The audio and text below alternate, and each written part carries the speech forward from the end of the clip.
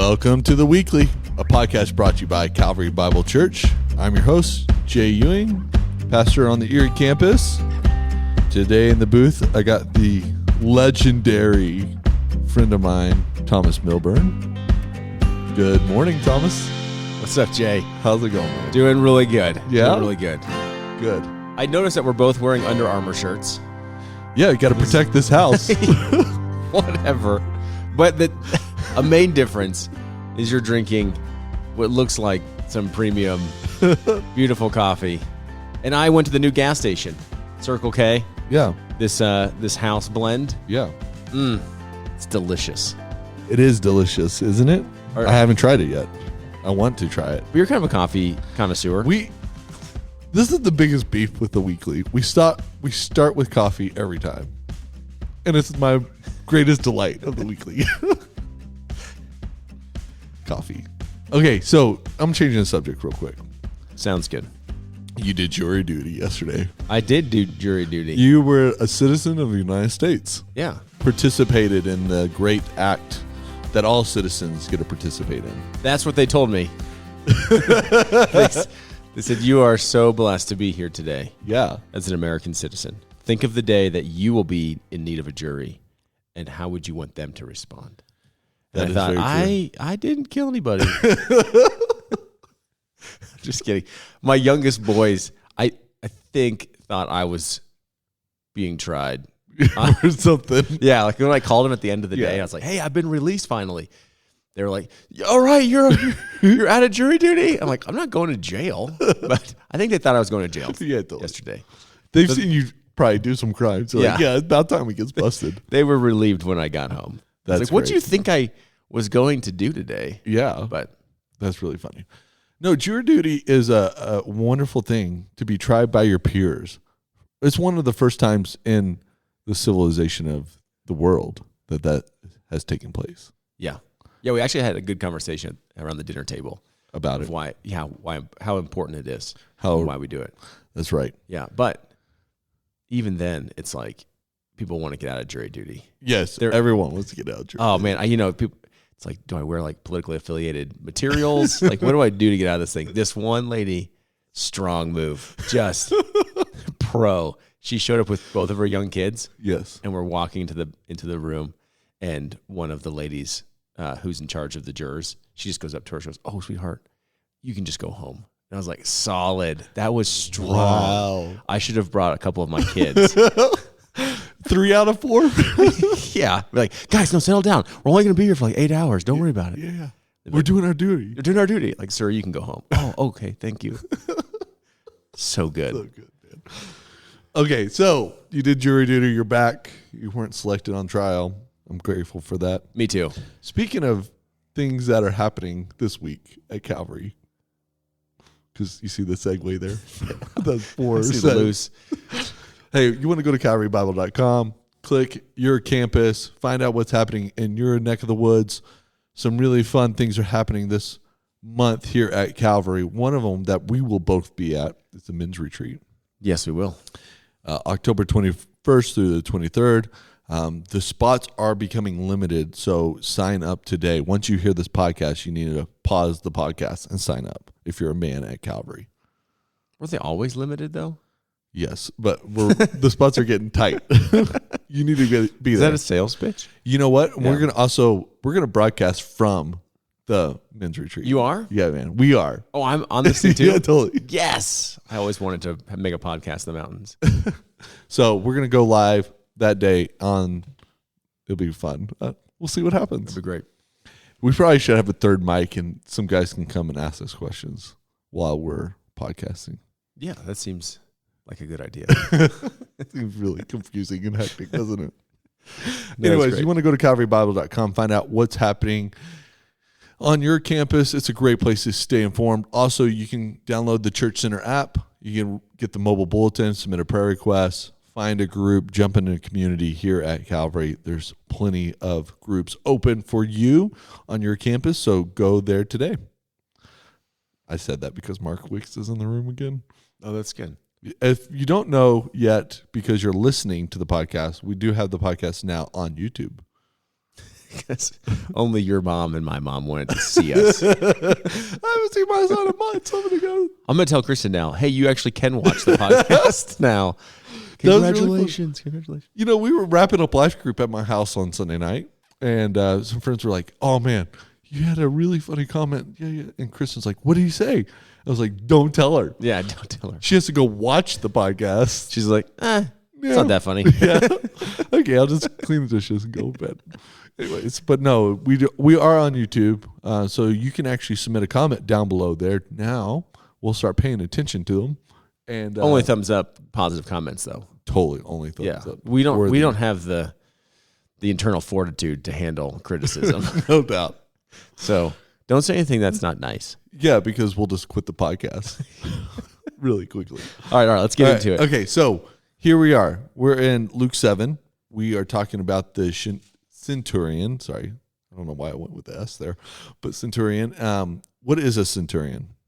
Yes, a centurion, as we talked about, is a Roman soldier. Okay, who's kind of the backbone of the Roman army.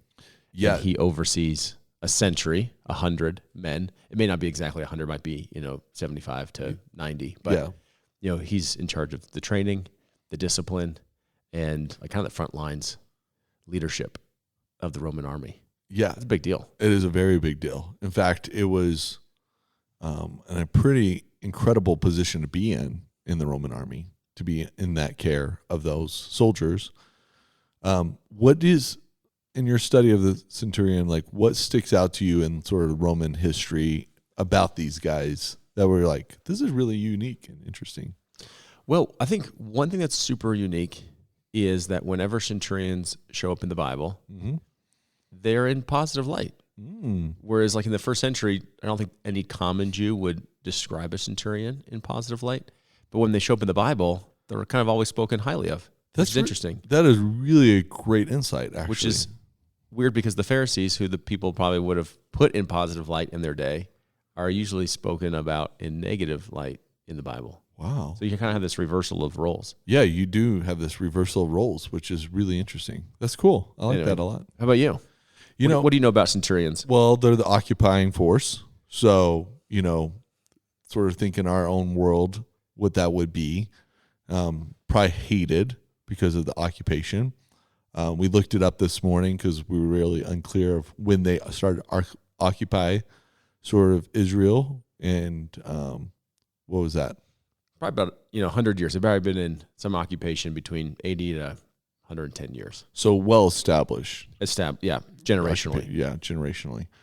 They're interesting because they show up quite a bit in the book of Acts. So the soldiers, Rome, it seems like there's just a very uniqueness to them in that. Some save apostles from getting trampled in riots and, other things. And some get saved. Some get used to explain how our faith looks like, the armor of God. Yeah.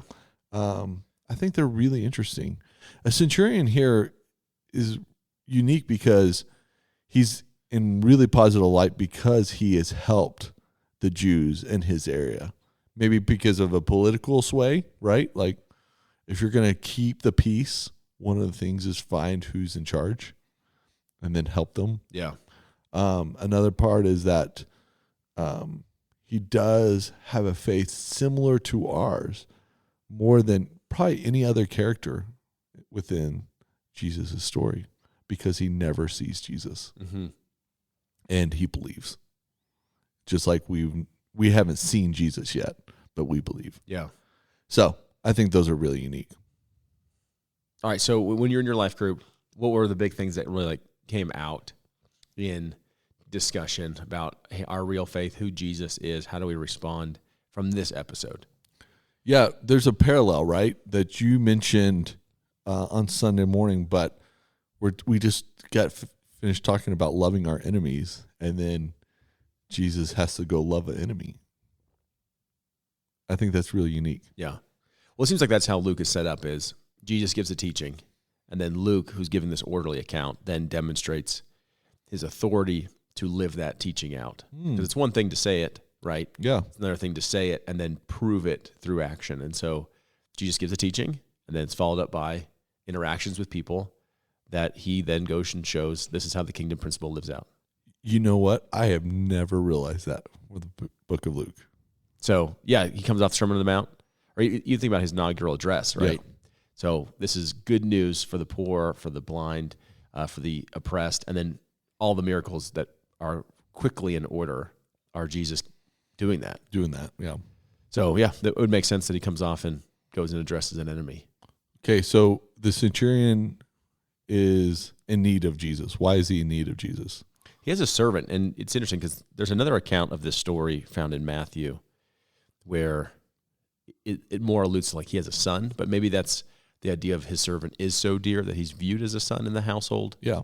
But some party in his household is sick, and I'm assuming he has exhausted all of his normal resources. So he's probably talked to a doctor. He's financially paid for medicines, and nothing's working. Right. And so he hears of the accounts of Jesus and says, oh, man, if Jesus can do those things, he can heal this servant. That's really neat. So then what's interesting in this story is I don't think anyone really does, like what facilitates the two delegations that go to Jesus. Mm-hmm. So one is the eldership. It could be the elders of the synagogue. It could be like the kind of the elders of the community, but some political public interaction. I was going to say that. So political affiliation probably. Goes and talks to Jesus about why the centurion is worthy of Jesus to come and do for him and heal the servant. And part of that is because he's built the synagogue and he is a friend of our nation. Mm-hmm. And you just think of anyone who's in a political party, if you are a religious minority and someone in political office has been favorable to you. You like that dude. Totally, right? Totally. So always. You kind of show up going, all right, you've scratched my back, I'm going to scratch your back, so to speak. Yeah. So, hey, he's been really kind to us, and here's an opportunity for us to be kind, to reciprocate his kindness to us. Now, Rome, I mean, I'm assuming Rome is similar to other countries where they just see it as probably advantageous to give people religious freedom. Yes, they do. Now, you got to pay allegiance to Caesar, but Rome prides itself on the multiplicity of gods. Yeah, Alexander the Great was responsible for that. Is that right? Yeah. Yeah, I didn't know that. It helped keep the occupation at check, at bay, when you give at least a few freedoms that look like your culture.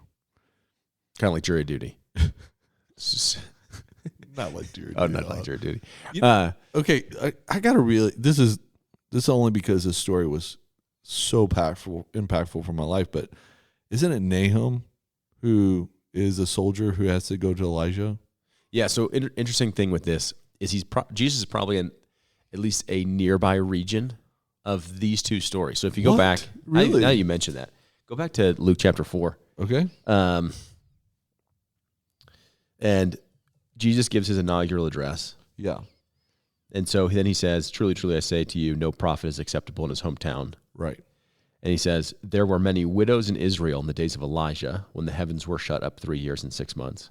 And a great famine came over all the land. And Elijah was sent to none of them, but only to Zarephath in the land of Sidon, to a woman who was a widow. And there were many lepers in Israel at the time of the prophet Elisha, and none of them were cleansed, but only Naaman the Syrian. And so what you have now in Luke chapter 7 is Jesus probably in that similar region, and he's healing a centurion, an occupying force. Mm-hmm. And then the next episode we didn't get to in Erie, but I know Tom and John did, is the widow's son that's raised just preceding this. And so you have Jesus actually living out again the prophet motif of Elijah and Elisha with the centurion and this widow. That's incredible, actually. Because I was going to ask you, where was this happening? And I was hopeful that you might know. Sometimes it's hard to know where Jesus is in a certain story. And we'll see that next week, like which actually part of the Sea of Galilee did he cross? Did he go north or south? Some people think next week's episode is more by the Decapolis. Yeah, which is on the east side of the Sea of Galilee. So you're trying to kind of nail down some of these episodes. Right. But the people of the day would definitely have known exactly where this was. Do you think, okay, this is just conjecture, I guess, maybe not helpful, but interesting to me. Did Luke interview the centurion? Yeah. I think it's fun to give some biblical imagination to that. Yeah. Now, when I say the words biblical imagination, it's not trying to think of Santa Claus, but you're trying to color in what would it have been like to be human? What would it have been like to be the centurion with the biblical understanding of this is what has been revealed? Mm-hmm. So how long has he been trying to heal his servant? What motivated him to reach Jesus? What did he hear about Jesus? Who told him about Jesus? Yeah. Your imagination is one of the greatest gifts God has given you to read your Bible. It's good. It's good to really good. Just to think through it. Yeah. It doesn't change the theology of it. Not at all. But it really colors in the story. Yeah. Was there a blue sky? Was there green water that day when the sea was rough? What are those things that actually help you think about Jesus' story and remember it? Because we're people of story, people of imagination. That's how those are the most interesting things to us as human beings. That's why we watch movies all the time and TV shows, because our imagination gets seen on a screen. Mm-hmm. Yeah. All right, so in this story, I emphasized the centurion on Sunday. Yes. I think that was kind of the centerpiece. And it wasn't because of the amount of faith that he had, but the quality maybe of the faith, like what he recognized in Jesus, which was distinct in that he recognized Jesus' power to heal came from his authority over disease. That's right. Right. And the humility, as you said, of the centurion to even put himself under this guy and this Jewish rabbi. Yeah, that's not he doesn't look like a person of authority, does he? Yeah, he probably doesn't dress like the ones in religious authority in those days. So I think that is what Jesus is marveling at. And I said there are two stories in the Bible in which Jesus marvels. This is one of them. Okay. So he marvels at this centurion's faith that recognizes his authority and that Jesus can heal from a distance. So centurion says, you don't even have to come to my house. Just say the word. Like you have authority in your words. Right. There's another story. Let me grab it. It's from Matthew 17 of a Canaanite woman. And she comes to Jesus. And Matthew 15. Let me pull it up. Yeah, Matthew 15. She comes and from another person who's a Gentile and is not in the Jewish family.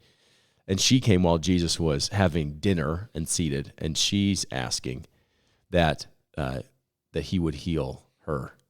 And he says, well, I've not come for, those outside of Israel. I'm not going to give the children's bread. Yeah. And she admits in humility, but even the dogs of the house will take crumbs that fall from the table. Right. And he marvels at her faith and what's done for her. What's interesting is both of them in humility recognize that Jesus can do something about their situation without even having to move. Yeah. Like she's not like, but then you have to come with me. Like she recognizes that he's a position of authority. So I think that those two examples of Jesus marveling is something that reveals faith to us. So what kind of, I went away thinking, what kind of faith do I have?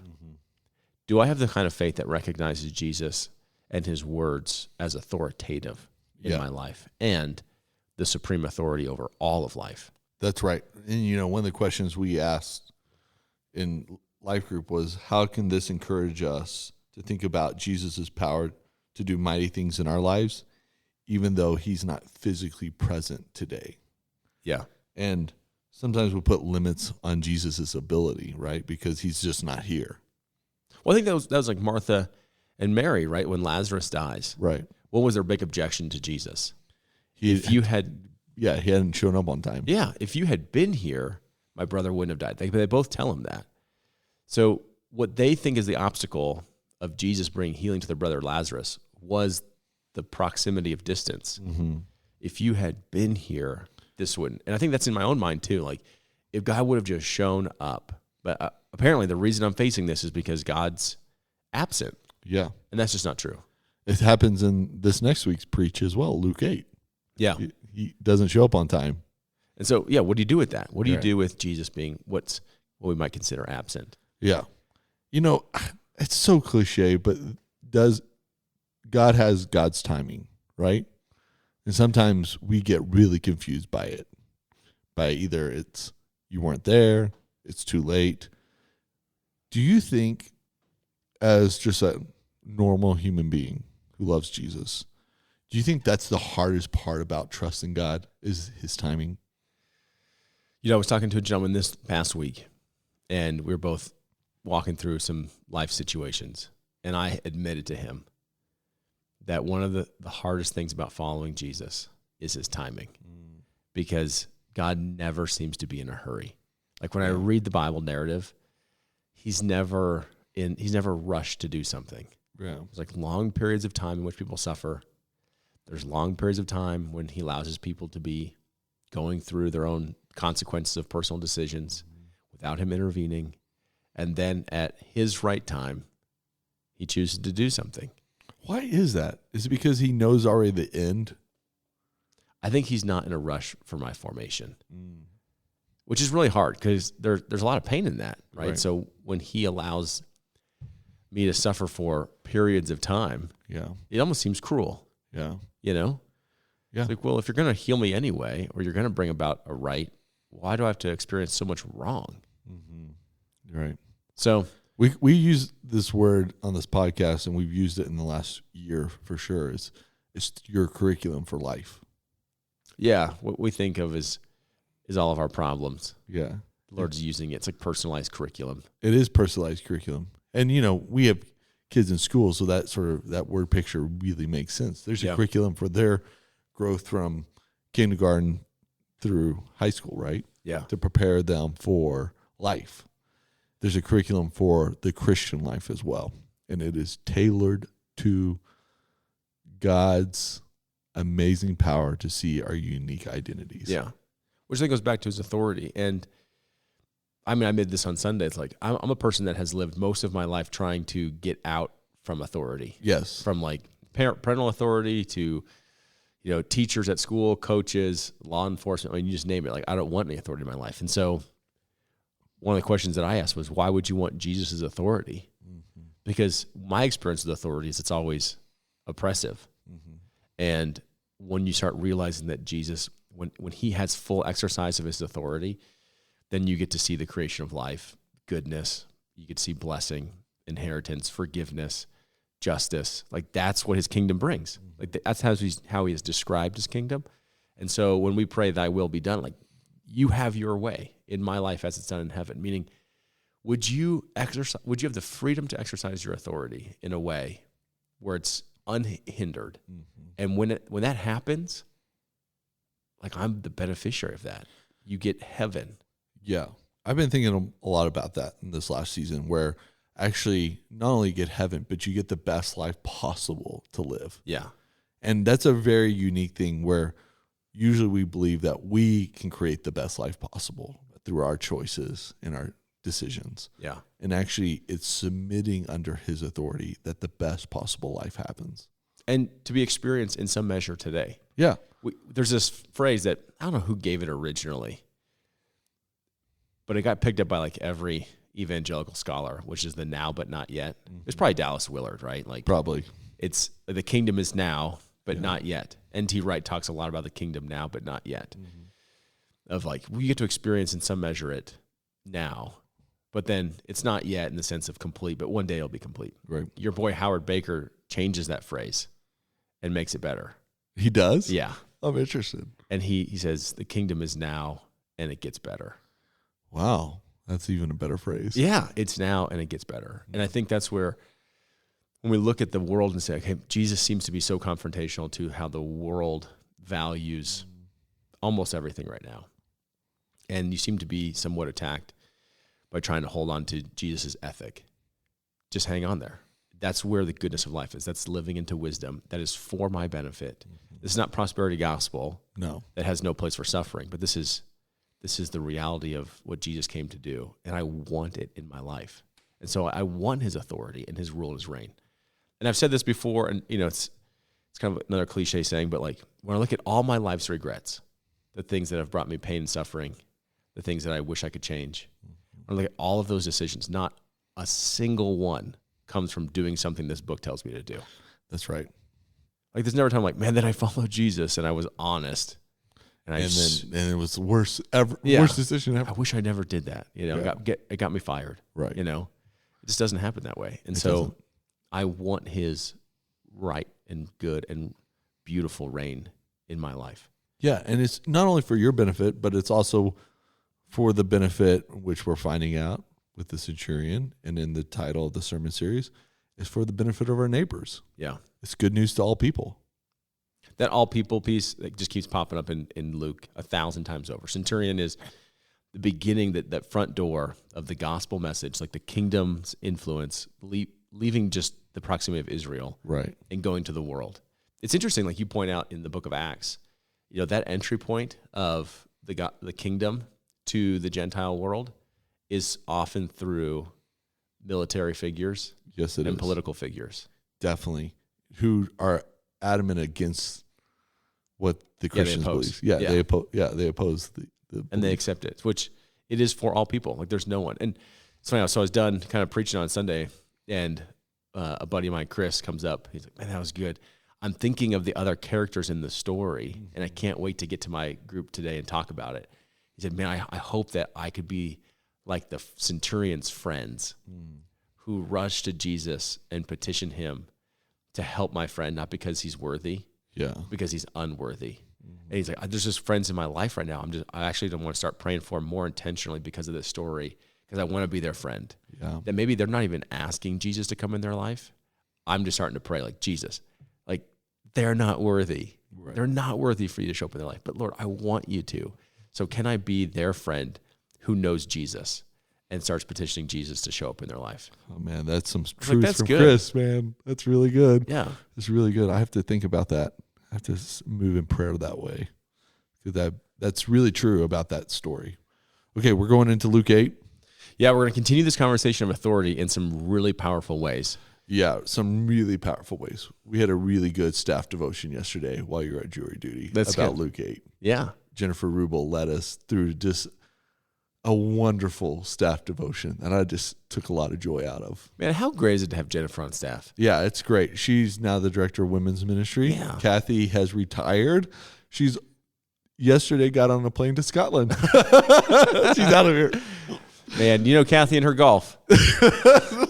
She's hitting the links. No, wait. They're going to hit up every historical monument and museum. Yeah, she's quite the historian. Yeah. So, but, Jennifer just led us through these episodes in Luke 8. And I thought, gosh, these are just people that I know in Erie. Yeah. I just had faces on these people that were encountering Jesus. And I just loved it. Yeah. If you haven't read Luke 8 yet, jump on Luke 8 and just observe this one thing. When Jesus speaks his authority, what happens? Okay. Like just look at when Jesus exercises authority, what happens in people's life. And this is why you need a red letter Bible. Where did Jesus speak? The red letters. Oh, there they are. They're so helpful for me. Man, they're so helpful for me. You're so NIV positive.